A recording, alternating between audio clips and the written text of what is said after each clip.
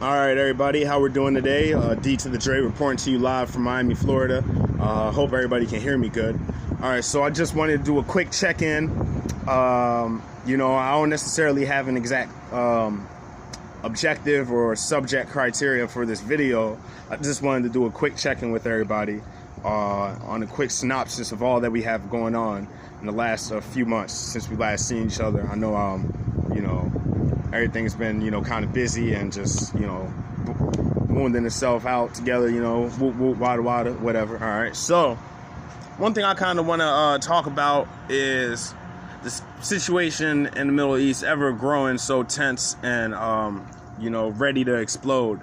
So now we still have America and its allies and its Gulf state counterparts pushing for, I don't know exactly what it is they're pushing for, whether it's war, whether it's control for, economic power in the region as far as the oil market goes in the Persian Gulf, or they're just looking for straight up war. Nobody really knows, but we seem to be keep coming at Iran as the aggressor and the ones pushing for a conflict or an altercation or a standoff or whatever.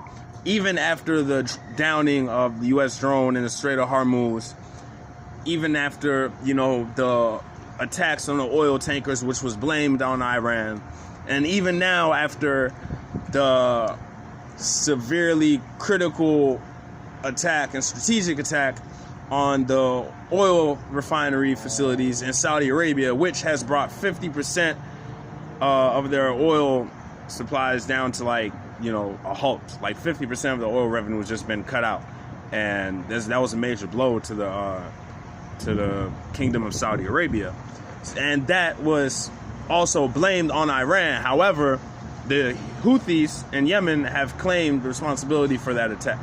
All right, what else we got going on? We got Hezbollah have been showing their capabilities to strike within Israel and its territories and its occupied territories.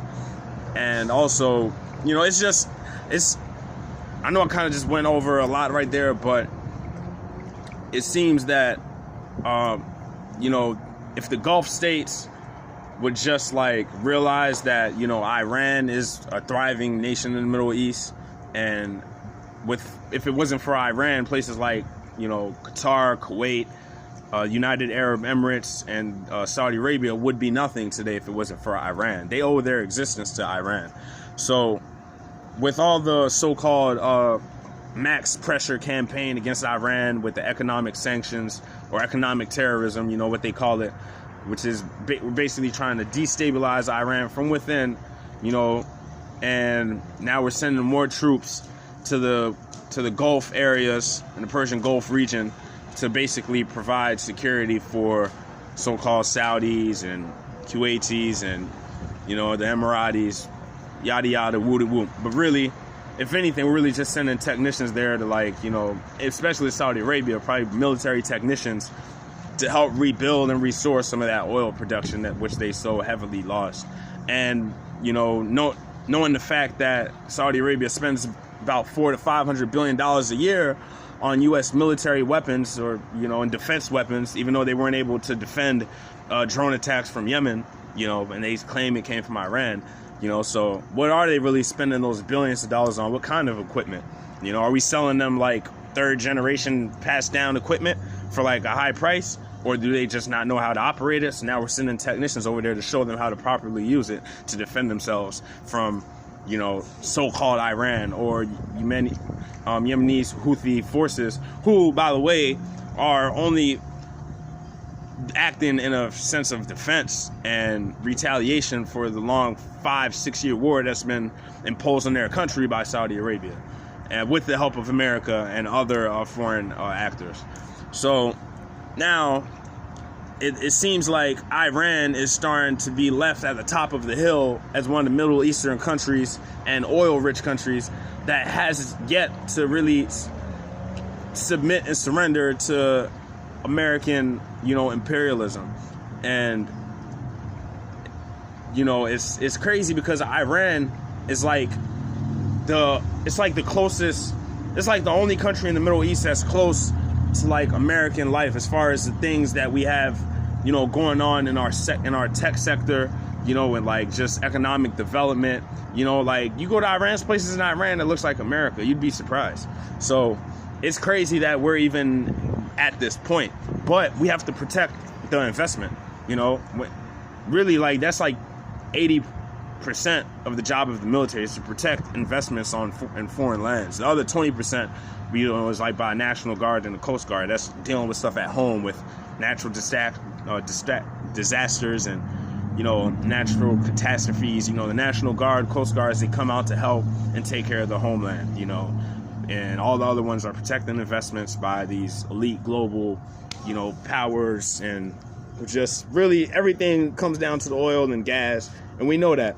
And the people who spend the most money with us. And one of those being Saudi Arabia, number 3, actually, will spend the most on our weapons, you know, and so they can bomb people.